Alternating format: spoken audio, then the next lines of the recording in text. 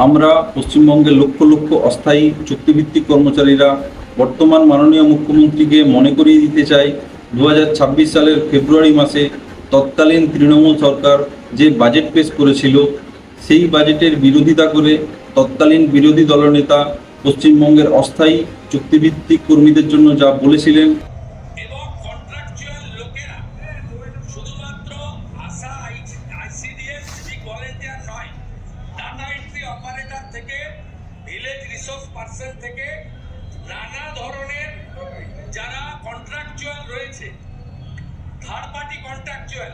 পরিবহনের driver contractor থেকে শুরু করে ওয়েবেলের মাধ্যমে নিযুক্ত লোকজন, তাদের জন্য কোনো সুনির্দিষ্ট প্রতিশ্রুতি নেই। যে প্রতিশ্রুতি আছে তাতে কেবলমাত্র লক্ষ্মী ভান্ডার ফেব্রুয়ারি মাসে কার্যকর করার কথা ছাড়া বাকি এই বাজেট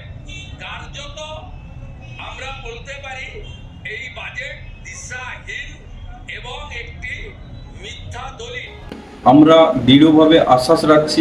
আশা করছি এই রাজ্য সরকারের কাছে সমস্ত অস্থায়ী চুক্তিভিত্তিক, দৈনিক ভিত্তিক, ক্যাজুয়াল ও অনিয়মিত কর্মীদের বিগত বছরের বঞ্চনা এবং যন্ত্রণার সমাধান হবে।